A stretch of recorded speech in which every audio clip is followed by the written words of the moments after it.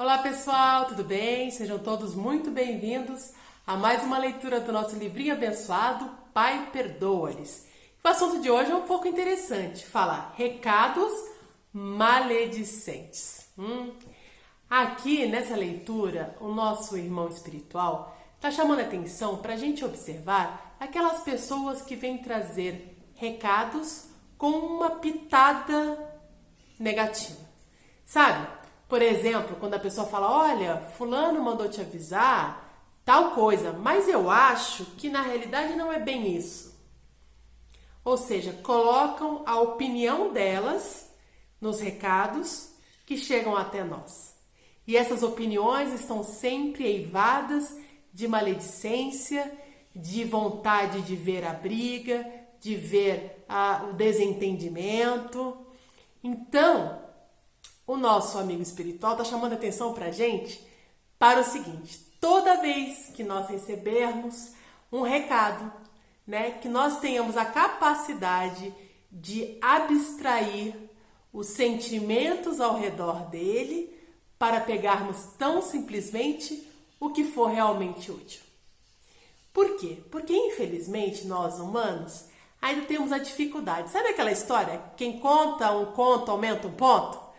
Isso é uma coisa verdadeira, Nós temos a tendência de colocarmos a nossa opinião, o nosso entendimento sobre o assunto junto com a mensagem, não é mesmo? Nós temos grandes questões problemáticas em relação à família, Então diz, olha, o seu marido, então por exemplo, a moça atende o telefone na sua casa, A sua ajudante domiciliar atende o telefone, fala alô. Ah, pois não. Aí fala para a esposa, olha, seu marido disse que vai chegar tarde, porque ele tem umas coisas para fazer. Achei muito estranho isso, Ou seja, a informação era só para avisar a esposa que ele chegaria mais tarde. Ninguém sabe a razão pela qual ele vai chegar mais tarde. Ele pode ter mais trabalho, ele pode estar num período de mudança de ano fiscal na empresa, quer dizer, sei lá, tanta coisa acontece. Mas o que ela faz? Ela dá a entender. Então ela fala, olha, seu marido ligou e disse que ia atrasar, mas estava um barulho de bar no fundo, ele disse que estava trabalhando, mas olha, não sei não. O que é isso? É um recado maledicente, não é mesmo? Você não sabe onde ele está, você não sabe o que ele está fazendo, você imagina de acordo com aquilo que você acredita e você passa isso para outra pessoa. Que tudo que deveria receber seu marido avisou que vai chegar mais tarde hoje. Esse é um detalhe. Parece que é uma coisa assim muito simples, mas não é. Existem dentro do lar, principalmente, grandes questões problemáticas por causa disso. Uma pessoa ouve uma coisa e vai contar para uma terceira, ai, você não sabe o que ele disse isso e isso, mas eu tenho certeza que é por causa disso e daquilo outro. Pô, a chance de você estar errada é de 500.000%. Nós não sabemos o que passa dentro do coração de cada um.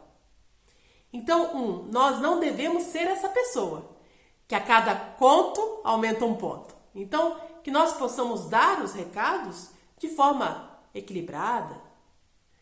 Qual de nós, por exemplo, no momento de dar um recado, como, por exemplo, o falecimento de uma pessoa querida, chegaria para o familiar e falava, ai, você não sabe, sua mãe morreu. Quem faria isso? A gente não tem bom senso?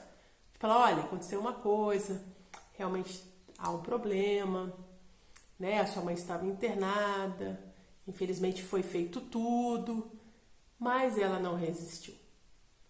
Só a informação é a mesma, mas a forma de dizer é a mesma.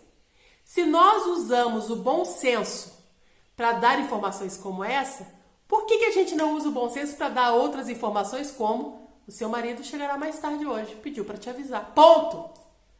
Sem vírgula, sem achismos, Nós temos a grande chance de, além de fazer mal, porque estamos utilizando da maledicência no que estamos falando, fazer mal porque muito provavelmente aquilo que imaginamos e que estamos passando para frente e que não nos foi dito, está errado.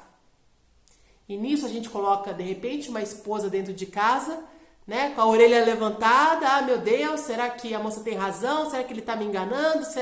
Aí nisso já criou uma confusão dentro de casa. e o cara estava lá trabalhando, tinha um prazo para entregar. Então, que nós tenhamos a capacidade de não sermos essa pessoa que aumenta ou dá emoção pro assunto, sabe assim? Ai, você não sabe? Nossa! Não, nada disso.